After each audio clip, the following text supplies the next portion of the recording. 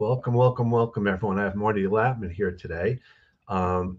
Networking, someone who I'm Oh, still learning from. But before we get started, I did do a post this week.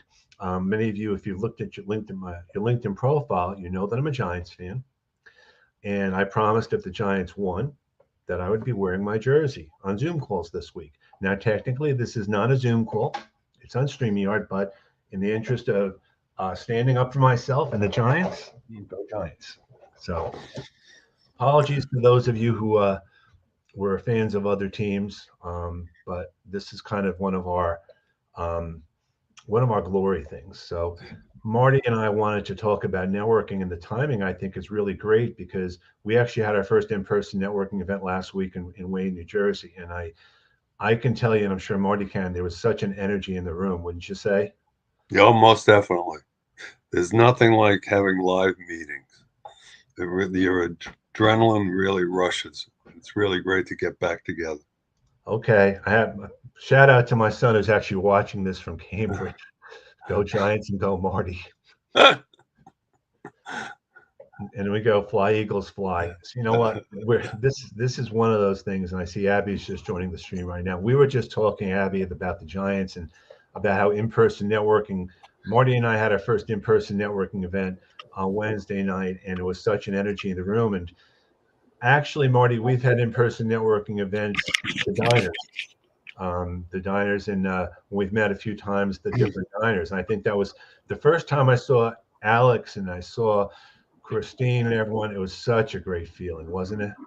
Oh, it was just it's there's nothing like getting together, especially at these networking events, and after being isolated for so long, it just makes it even better now that we all get together. Hey, So, Ab, how we doing? Abby, Hi, I how know are you? now I know you're down in Florida, Abby, but do you ever go out and do anything in person now, or is it still pretty much all virtual? Um, I just go out to eat. I don't do any networking down here. Really? Too much to do, too much going on right now. So yeah, just go out to eat and see family and enjoy Florida. That's what I'm doing. Good for you. That's Yeah. That's great. all right. And I do have to agree about. I was actually rooting for the Detroit Lions this year too to make the playoffs over Seattle because they've been through as pretty much as rough a spot as anyone. I will tell you what I loved about networking. I loved being able to see people and listen to them and be in the room. And I think if you're afraid to go networking now in person, just got to give it a shot because there's very little to lose by it. Well, Definitely, I would agree. Um, if you So can, yeah. I mean, I think I wouldn't be afraid of it. Just if you're afraid of it, just wear your mask. okay, that's really it. yeah. I Yeah. think one of the questions, so just to let Dan know, the information we have in northern New Jersey, we do an event the second Wednesday of the month at the Wayne Library. And if you go to mynetworkingcentral.com, you'll see other events there too. But above all, just ask us because I think you CIT actually tried to go in person and they couldn't do it. Now, Right Marty, now, it's virtual. Right now now, you have it's virtual for a little while. We'll see what happens on now that. you have your Fang and Seng groups. Are they going to be meeting in person again or not? Well, I'm looking to possibly go back to in-person meetings during March. The issue that a lot of networking groups have experienced when they Hmm. used to meet live, and we've been out so long, the facilities that they used to use for their meetings are no longer accessible to them. So a lot of people are running around right now trying to find new places to hold meetings. So what are some of the things you would suggest if you're networking, whether it's online here or in an in-person event? Are there things that have changed, let's say the last couple of years or so with networking? Or is it pretty much some of the basics we've talked about before? It's the basics. It still hasn't changed really. Um, when we do it on these type of platforms, the only thing that's changed is um, the tools to use it. But networking is networking. Be yourself. Okay, what I tell people. Um, and what happens, you find out a lot of things through the networking meetings. Um, when you have the live meetings, it really influences to have a really good dialogue among individuals. And you can have your small breakout groups to, find out in depth really what other people are doing and what's their current status, etc. And this is a good point. A lot of the groups now have actually expanded in reach, and there's a lot of people that joined the groups during the pandemic that can't go in person. Um, and I know I struggled with this, with whether I was going to do a hybrid group or not. And I just decided this is a good session here for virtual, but you want to do something in person. And I wonder if that's something that groups are struggling with as much as anything else. Like, do we close down the relationships we had as opposed to going back in person? Well, the way that I've seen it down in Princeton, Dave Shuckman's group, the PSG of Mercer, they started doing hybrid, Hmm. where they have some people in the library and the other people they have uh, via the computer. And my conversations with Dave is that he's in the process of really evaluating it right now. There is, when you do it hybrid, there's a difficulty, I believe, where you have both people in the physical location and people still on the computer. I would see that hybrid could possibly work if you have people in one place and you have a speaker who's coming in virtually, or you have a speaker in one place and you have everybody else virtually. But to have it mixed where you have some people live, some people virtual, speak or whatever you want to do it's not congenial enough to really, in my mind, have a really good networking group. Now, Abby, from a recruiter standpoint, have things changed a lot, especially in the last few months or so as things have started to open up? I mean, there's so many people that have lost jobs, but I'm sure there's jobs available, wouldn't you think? Um, it's so weird because I have a job, I have a contract, and so I feel like a little removed from what's really going on.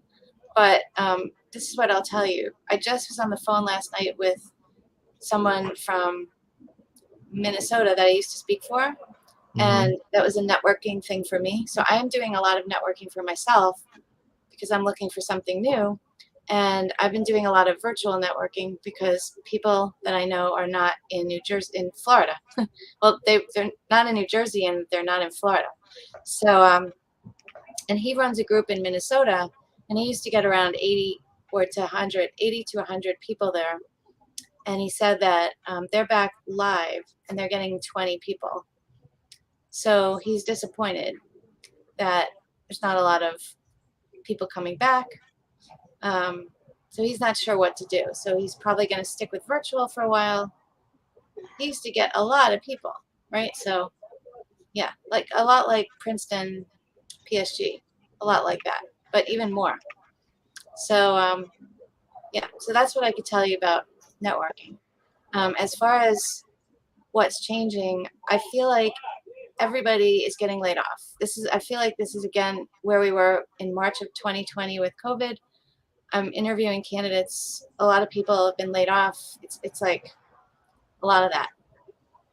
That's So, what I think is happening. But so, I still think there are jobs. It's kind of weird. There's a lot of jobs and a lot of people being laid off. It's a so let weird. me ask. So let me ask you this from a job seeker perspective. All these Yeah. people have lost jobs, and they do the open to work on LinkedIn, and they say, "I just lost my job. I need help. I need this. And I need that." And as a recruiter, you probably see a lot of those types of posts on LinkedIn and everywhere else. Is there anything you could suggest to help someone kind of position themselves so that they're not just kind of throwing some stuff out to the wind? Well, I mean, what I'm doing is what I would suggest other people do.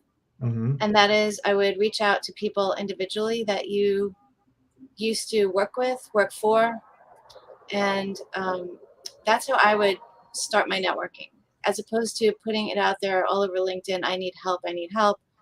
I would be contacting people that you used to work with, people that you know. Literally, I would take your LinkedIn contacts, I would download them into a spreadsheet, and I would go through the spreadsheet. I would contact a certain number per day. I've been doing 5 a day because I have a job, so it's too hard to do more. And I would be reaching out to them and just saying, I just want to reconnect, see how you are. Not, I need a job. Mm-hmm. Just want to reconnect, see how you are. And you start talking to them. And I've discovered one person in my network needed a heart transplant. Another person in my network has cancer. And another person, who was the other person the other day, had something else. So, like, I'm finding out about all kinds of things, and I really care about that person. So when we reconnect, it goes from me, like I thought it was about me, but it turns out to be about them, which is fine. That's what networking is all about. It's about finding out how they're doing, like literally how are they doing, and that's what I would be doing as opposed to anything else. No, as you mentioned, Abby, it's never about you really. It's about them when you Right, network. And really, asking for the job is the last thing you want to do when right, you network. But it's for having sure. conversations with everyone on a regular basis that really helps you out in that your LinkedIn contacts, if you download them and start calling them and contacting them, that's fine. You also have your people in your networking groups who you might not have on LinkedIn. You have former business colleagues that you have, the people that you used to run into every day. Um, I generally have 6 people, 6 types of individuals that I try to keep in my network. Mm-hmm. And those are people in the banking industry, the bankers, the lawyers, the accountants, the insurance brokers, commercial insurance brokers, and commercial real estate brokers, and people in the technology business. And these are the individuals who really know what's going on in different companies, and especially in the small, medium sized organizations. Those 6 people are the ones who really could help you find your next position. So it's networking, networking, networking.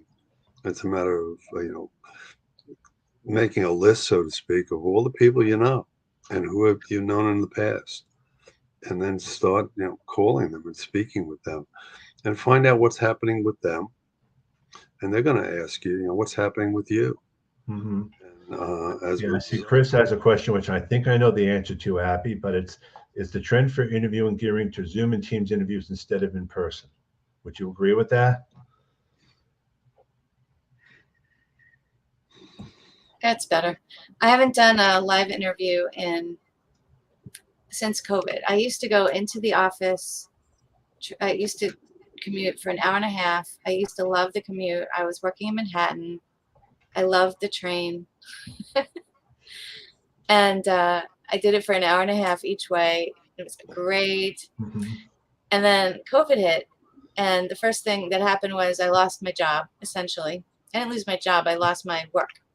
I lost the number of recs that I was trying to fill. So I went from 15 to 0. And then eventually that job came back, the recs came back, and I got another client. And I've done nothing but video interviews since then. So, yeah, it's definitely trending towards video interviews. Occasionally, the hiring managers want to meet the candidates live, but it's really occasional. So our good friend Alex Freund would love to get both of your Hi, thoughts. Alex. Hi, for people that join a job search group in person, there must be a compelling reason to do that as long as there's an alternative to participate virtually. The in-person meetings will grow very slowly. What are your thoughts Yes, on I agree. Marty, do you agree? yeah, I agree on it. And that's people are experiencing this today, like your friend that you just mentioned. Okay, but I think although right now there's a tendency to continue on virtual, I just feel that people are going to move more and more towards in person. Okay. The issue, what I have seen is that there's definitely a convenience on doing it virtually. You don't have to travel to the location, right? And so, that's the easy part. But what happens is that once the meeting is over, it's over. Whereas if you have a live meeting and the time of the meeting is over, you still can continue networking with different people. And there's just this added benefit on being able to speak to individuals face to face that really make a difference.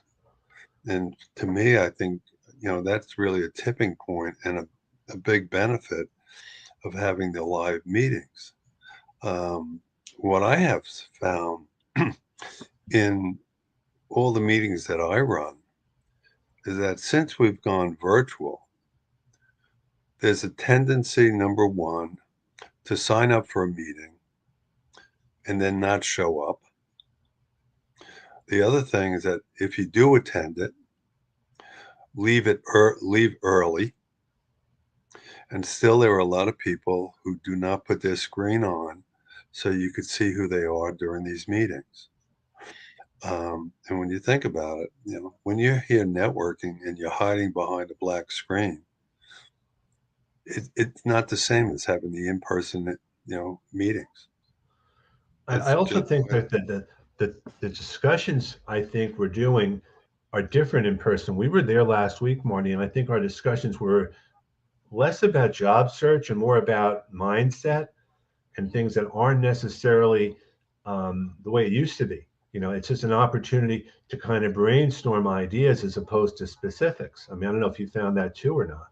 no, I agree with you. That was a wonderful meeting we had, and I think by being live in person, we were able to change things on a dime, so to speak, and change the direction of what the discussions were all about.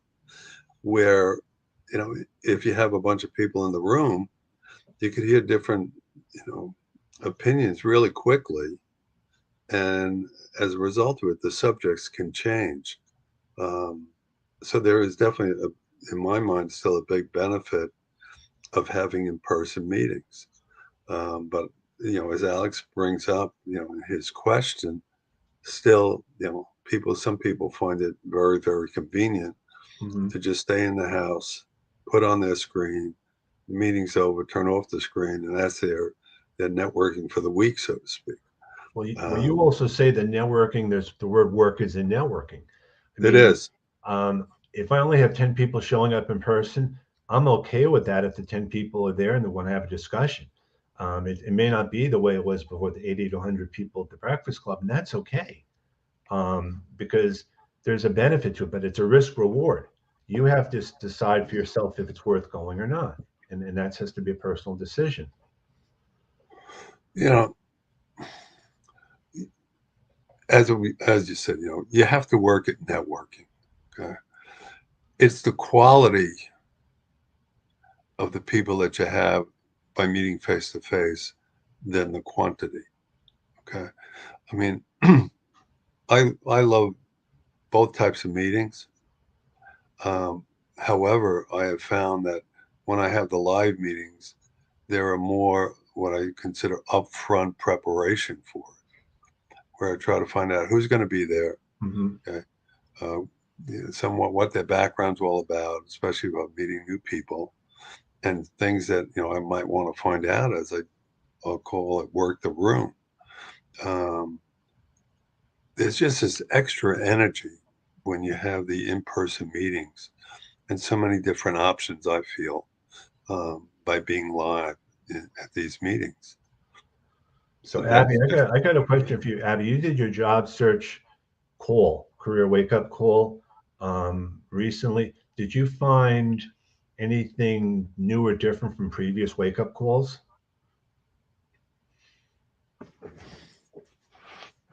you're muted. You're muted. Unmute, unmute, unmute. Mhm. Okay, I'm muting because there's traffic going by my house, as you can Okay. see. Okay.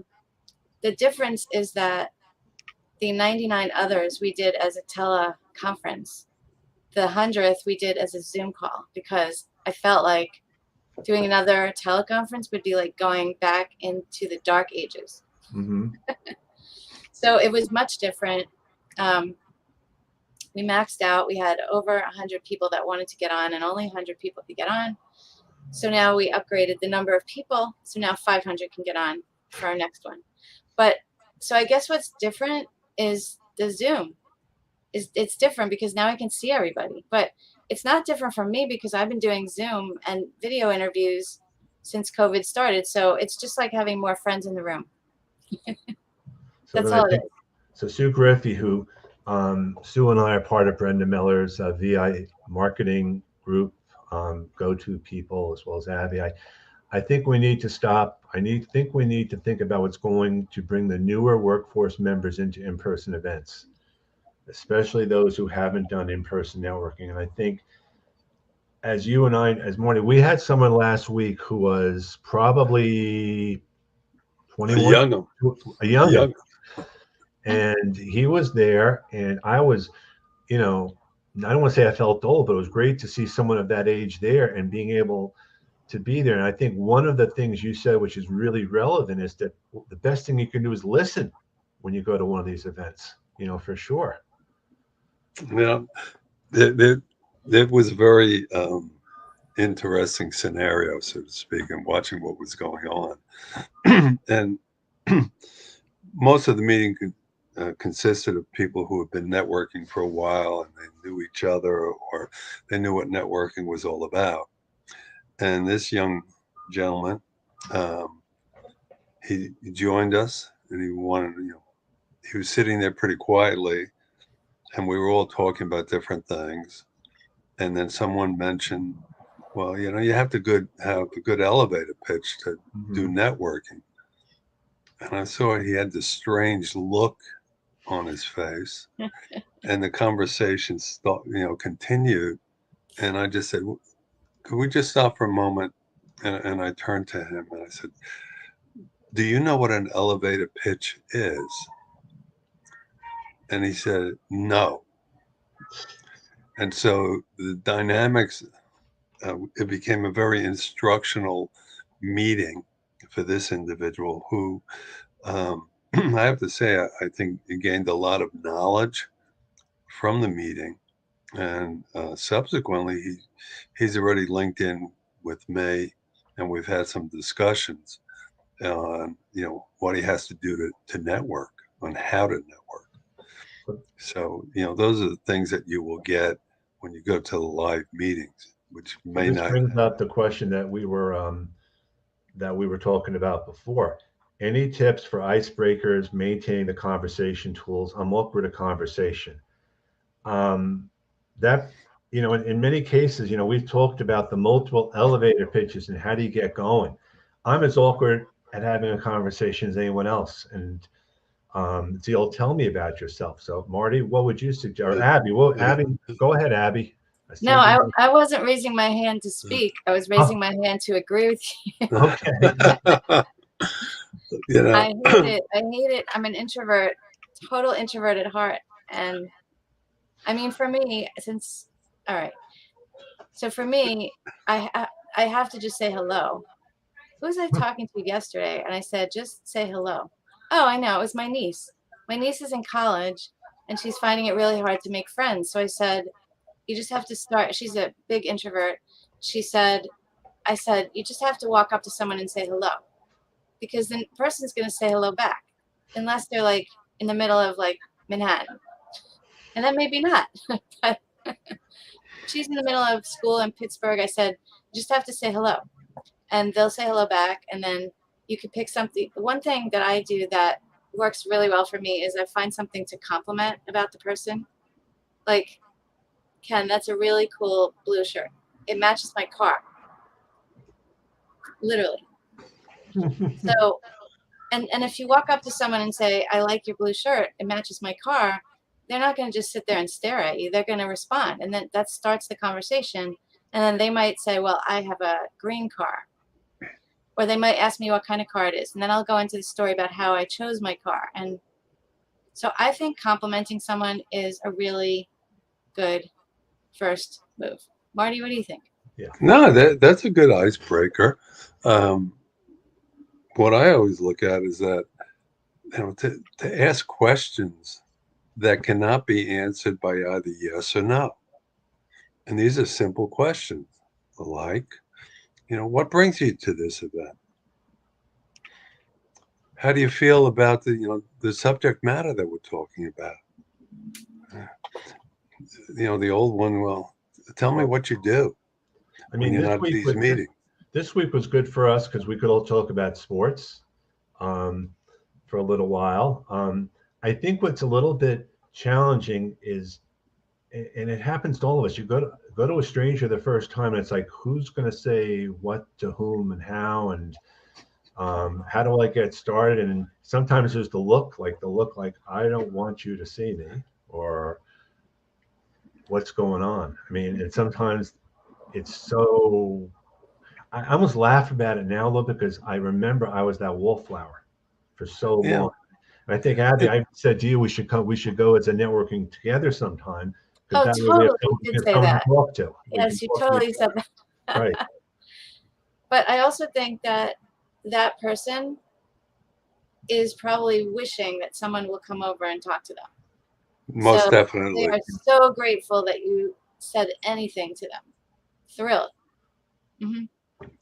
Yeah. The in doing that, you especially if you go to live meetings, you really have to be observant what's going on. Hmm. Um, I had a situation. This is years ago. I went to this live meeting, and I'm looking around the room, and I see in the back someone like what you just mentioned, Ken, person standing by himself, and I could see that just wanted somebody to come over and say hello. Okay, and so I went Hmm. over, went to say hello, told him I'm Marty Latman, and you are. And we had a conversation. He was in transition, and I said, "Come on, let's come talk to other people." And I brought him back into the group. We had a whole bunch of good conversations, and I asked him, what type of work he does, and he told me and what he was looking for. And it just so happens that he was in the marketplace, and my brother-in-law hired him as a result of our meeting. So you Oh, never know wow. what's going to happen. Yeah. That's awesome. So yeah, I got some stories, but anyway, yeah. The thing was that you know he. I think personally, most people are introverts. I really think so, and most people who go to these networking events really do not want to go to them. They're somewhat forced to go there. Yep. And when you think about it, if everyone's at the meeting who doesn't really want to be there, we all have something in common. And when you have something in common, then you can have a nice conversation and play on that. And what brings you to this event? It's a simple thing. You know, networking. Networking is not very difficult. We all learned it, and I always tell people we learned this when we were in kindergarten. And the teacher would tell, Mary to play with Susan, and Susan to play with Jimmy, and Jimmy to play with Johnny. And we all did all these things. And then as we started growing up, the walls came up, and then we got really introverted, and we kept to ourselves. Um, so we know how to network. It's just a matter of practicing it and going out and try it. You go out and you shake someone's hand. Today, I don't know if you do that anymore, but when you do it, you're not going to lose any fingers. You're still going to have 5 fingers after you finish. So um, greet everybody, treat people the way you want to be treated. Okay. Listen, observe, and find out about different people. Ask the questions. And then when you do that, you start in developing, relationships. And that's what it's all about. And as Joey says here, network with the people you already know, then meet and talk with other people, your mechanic, your hairstylist, doctors. When I was in transition, any place I went to that I felt comfortable having a conversation, I would. I mean, it wasn't not a person on the street, but when I was, and I tell this story too, when I was out in 2008, I was the only PTO dad there because dads never volunteered at the PTO. And I got on a committee there, but it was just great networking, just feeling comfortable doing something. And you realize after a while, when you're in a safe place, it makes a difference. That's why you go and 100 people. It's like, oh my God, where do I even start? And it can be very overwhelming. But, you know, I remember the first time I met Abby. I don't know if she remembers. It was in 2008. And I'd heard all about her, and I was scared to death to go up and introduce myself. Same with you, Marty, and the same with Alex. You guys, you don't realize how scary it is when you know who someone is and you wonder if they're going to reject you or not. Well, I think maybe I oversimplify it, but I look at it and say, most people want to talk to other people, and generally, the higher they are in different positions, when you really look at it, the main reason they are up there isn't so much that they're that smart. It's just that they have very good people skills and they become very friendly with people. It's the likability factor that really helps in As advancing. Alex says, you have to feel good about yourself. You have to feel good about you are. Once I realized who I was and I could call myself an introvert and knew what I was all about, it made life a lot easier because I had a name. I was able to call myself something. And people in transition don't feel good. I push for, like, I think a lot of us that do push out. We form a group of job search, an accountability group of those of us in transition. We all kind of help each other out. But I actually, for the first time in a very long time, had a pity party for myself last night. And it had nothing to do with anything related to job search, but pity parties are sometimes just what you need to get up and go again. You know, being in transition, it's not a fun time. There's a lot of uncertainty.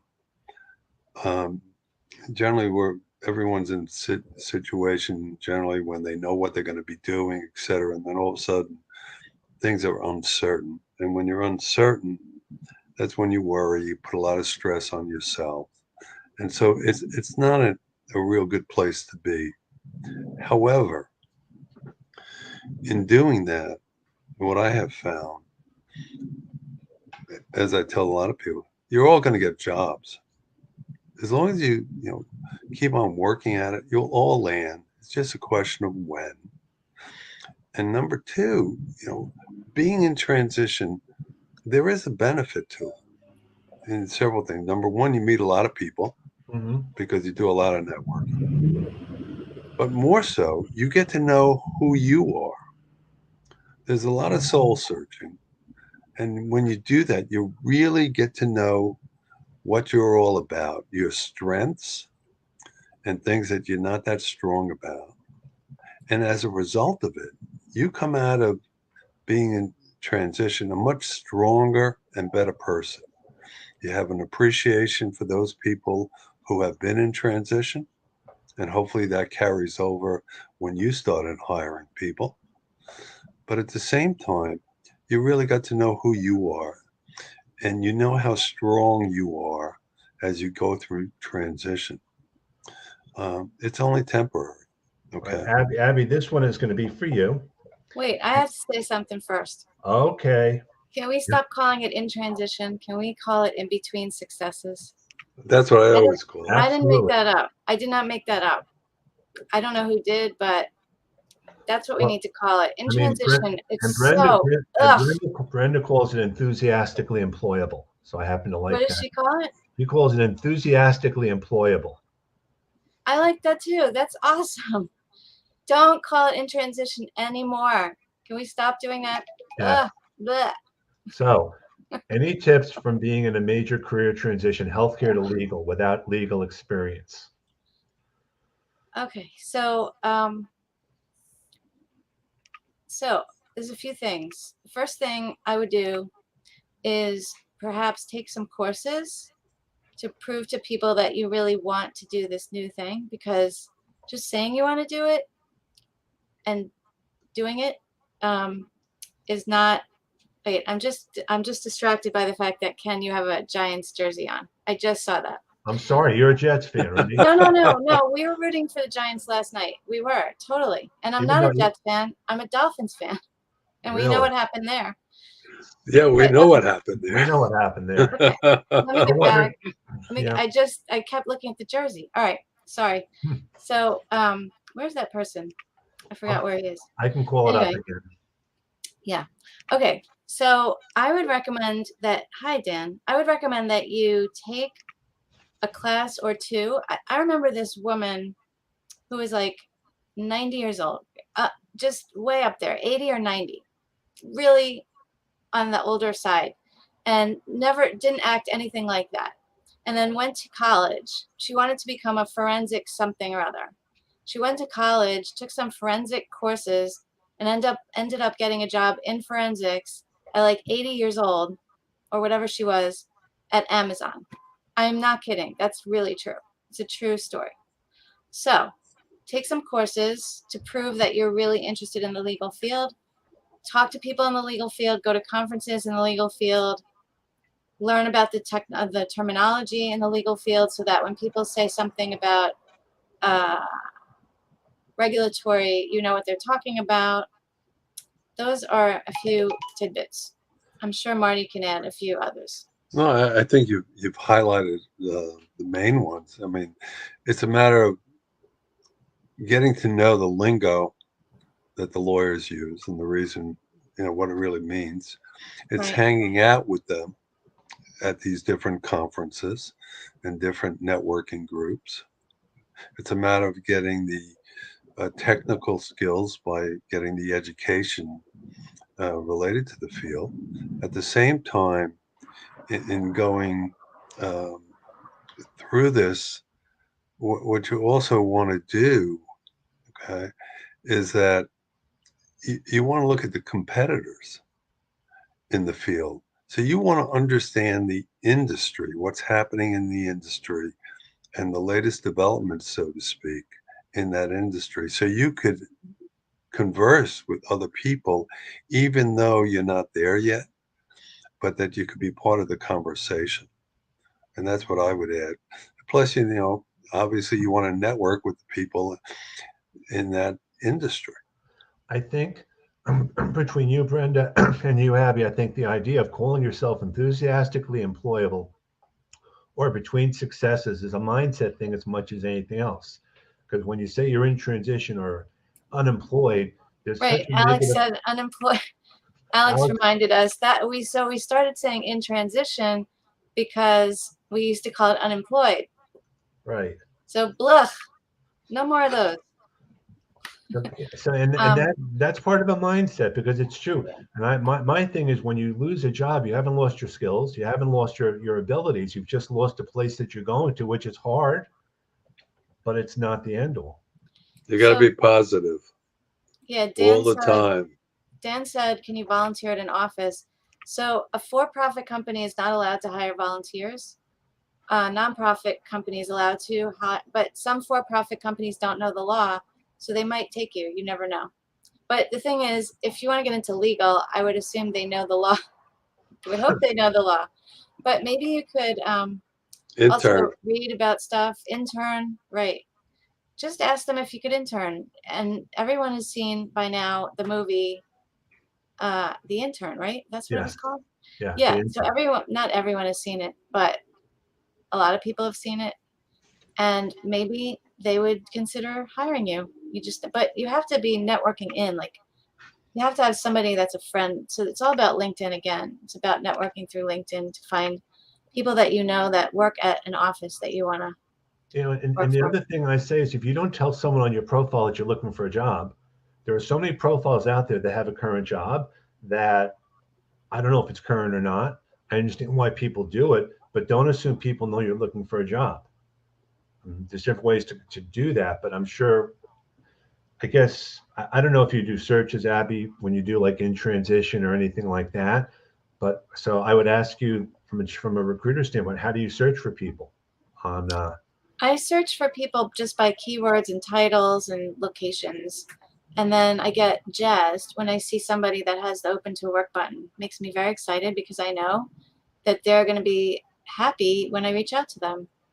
So that makes me happy when I see it.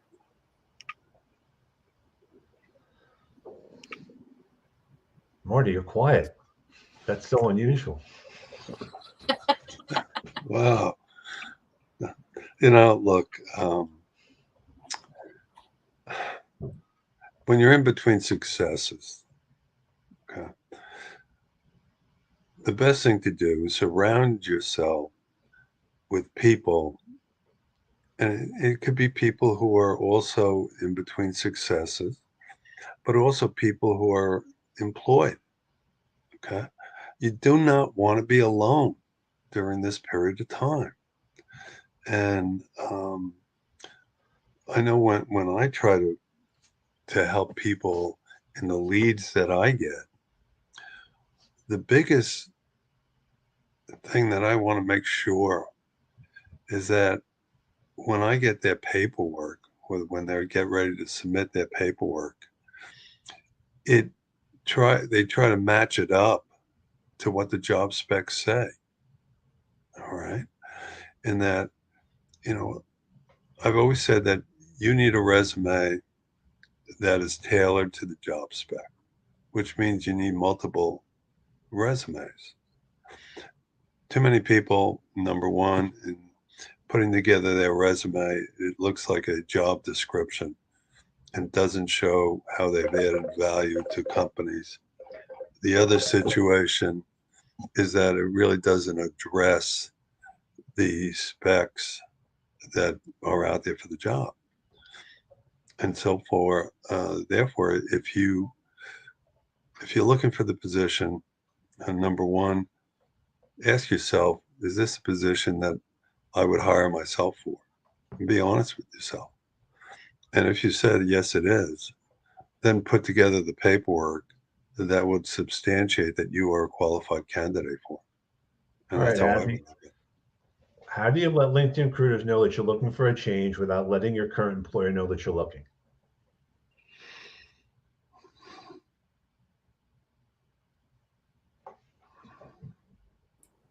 I hate that. Okay, I'm off mute. So one thing I wanted to say before I answer this question is people that wanted to go work down on Wall Street used to go to the bars after work because that's where all the Wall Street people used to go. And that's how they used to meet people to network with. Just wanted to throw that in. And then, Bill, you can't put the open to work button on your LinkedIn if you are working, but you can go into the LinkedIn job section and say that you're looking. And then LinkedIn says, we promise to try to not show your employer that you're looking. But they say there's no guarantee. But hopefully they're not going to show the recruiters at your current company that you're saying that you're open to work. So you have to have a really good story just in case they come up to you and they say, oh, we see that you're open to work. And I think the good story is, oh, yeah, that's what I used to have. Let me shut that off. What else are you going to say? I used to have that when I was looking the last time. Oops, I'll shut that off. I think no. So here again, how do you let people know you're in career and transition of a new role?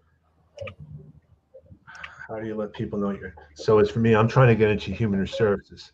I think it really comes down to this: you have to portray your LinkedIn profile in such a way that it's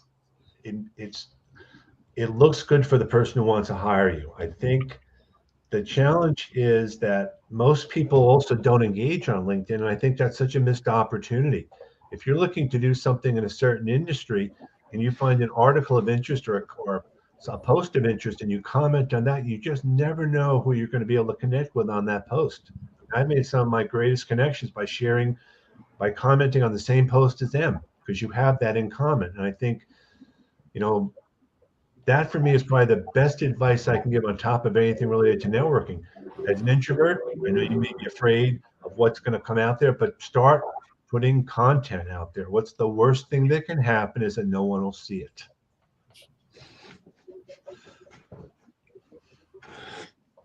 And you have to be your own promoter. You really do. Okay. With LinkedIn,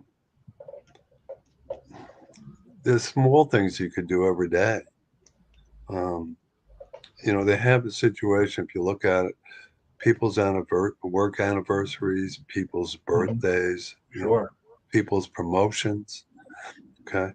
I would be looking at that every day, and it might take you maybe 10 minutes to go through that, to start connecting with those people, or just wish them a happy whatever it is. And they get to know you. Or you could be like Ken the rock star over here and post everything out there. And, for an introvert, he's pretty extroverted. I could tell you that on what he's posting everything. But, it's a matter of getting noticed. And that's really what it's all about. And there are many ways to do it, but you have to comment. Okay. Don't necessarily just hit the like button on these conversations. Write something. Comment. Show people that you're thinking. Okay. And when you do that, people start recognizing you, and that you're, you have a leadership group. That's what it's all about. I'm going to end the call with this, with Marty's favorite two words.